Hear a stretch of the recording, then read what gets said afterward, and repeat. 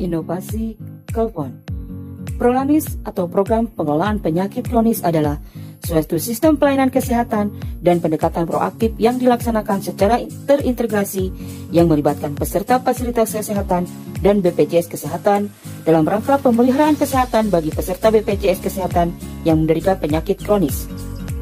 Penyakit-penyakit kronis menempati urutan atas penyebab kematian terbanyak di Indonesia, sehingga proses penanganan penyakit tersebut perlu dilakukan dengan baik. Karena itulah Prolanis atau Program Pengelolaan Penyakit Kronis diciptakan. Tujuan program ini adalah untuk mendorong peserta BPJS Kesehatan yang mengidap penyakit kronis agar memiliki kualitas hidup yang lebih baik. Dengan adanya Prolanis, diharapkan setidaknya 75% pengidap penyakit kronis terutama diabetes, tipe 2, dan hipertensi yang sudah diperiksa memiliki kondisi kesehatan yang baik.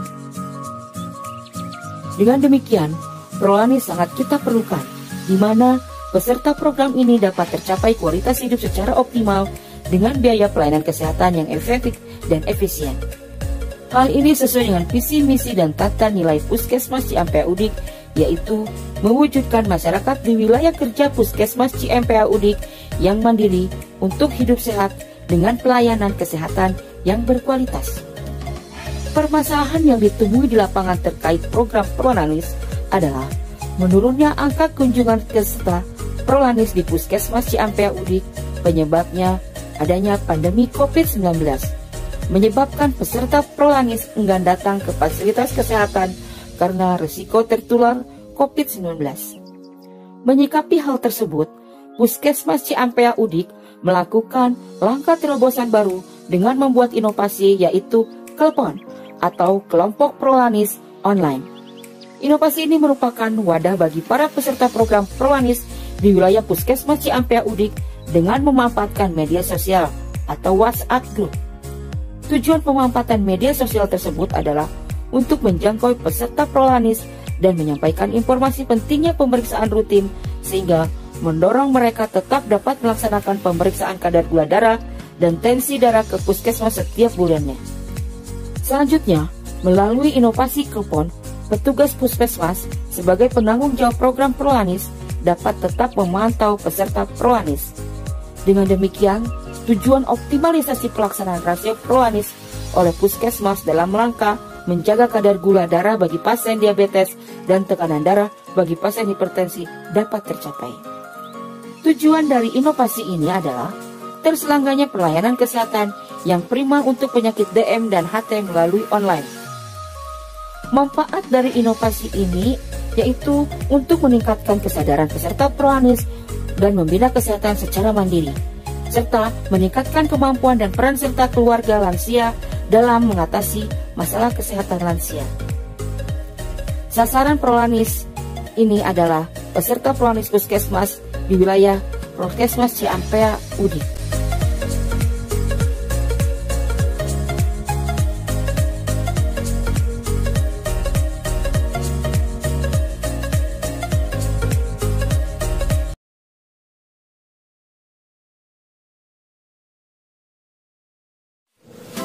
Program pemberian air susu ibu atau ASI eksklusif merupakan salah satu dari standar pelayanan minimal upaya kesehatan masyarakat esensial yang memberi perhatian khusus pada bayi dan balita untuk meningkatkan derajat kesehatan.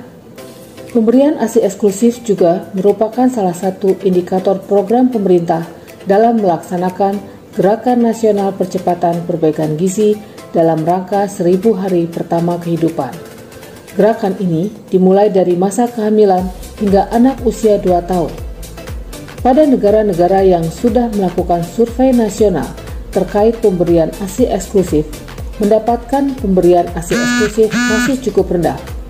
Di Singapura, survei yang dilakukan terhadap 3 etnis, yaitu Cina, Melayu, dan India, mendapatkan cakupan yang cukup rendah, yaitu 21,1%. Meskipun pada bulan pertama pemberian ASI cukup tinggi persentasenya.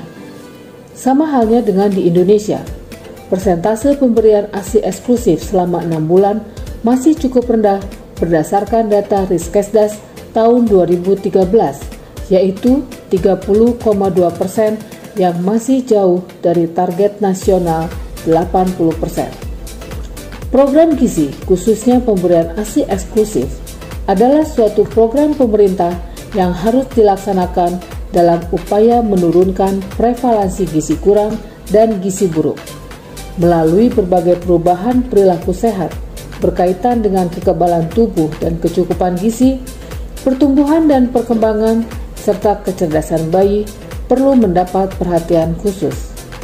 Hal ini dapat dicegah secara dini, mulai dari pemberian nutrisi yang baik selama masa kehamilan dan pemberian ASI eksklusif selama 6 bulan sesuai dengan Peraturan Menteri Kesehatan Nomor 39 Tahun 2015 tentang pedoman penyelenggaraan Program Indonesia Sehat dengan pendekatan keluarga dan Peraturan Menteri Kesehatan Nomor 15 Tahun 2014 tentang tata cara pengenaan sanksi administrasi bagi tenaga kesehatan, penyelenggaraan fasilitas pelayanan kesehatan, penyelenggaraan satuan pendidikan, serta prosedur dan distributor formula bayi yang dapat menghambat keberhasilan program pemberian air susu ibu eksklusif. Kesadaran pemberian ASI eksklusif pada bayi di Kabupaten Bogor, khususnya wilayah Kecamatan Gunung Putri, masih tergolong rendah. Tahun 2019, cakupan pemberian ASI eksklusif kepada bayi sampai dengan usia 6 bulan di wilayah kerja Puskesmas Bojongnangka, Kecamatan Gunung Putri masih rendah, yaitu 11,97% dari target yang ditetapkan sebesar 50%. Hambatan dalam keberhasilan ASI eksklusif adalah kurangnya pengetahuan ibu tentang ASI. Kendala lainnya adalah dukungan masyarakat terhadap pemberian ASI. Ibu menyusui perlu mendapatkan support system untuk mendorong perilaku menetap ASI eksklusif. Oleh karena itu, Puskesmas Bojongnangka membuat terobosan dengan pemilihan ide membentuk sebuah kelompok pendukung ASI yang dinamakan Kekasihku, Kelompok Kader ASI Eksklusif Harapanku. Kekasihku merupakan kelompok yang difungsikan untuk mendukung dan memantau pemberian ASI eksklusif 6 bulan melalui pemberdayaan kader desa setempat. Manfaat yang diperoleh dengan adanya Kekasihku ini, meningkatnya pengetahuan ibu hamil dan menyusui tentang pentingnya pemberian ASI eksklusif dengan cara yang benar, meningkatkan kesadaran ibu untuk tergerak dan berkomitmen memberikan ASI eksklusif sampai 6 bulan. Dampak dari pemberian ASI eksklusif akan membantu pertumbuhan bayi yang kuat dalam 6 bulan pertama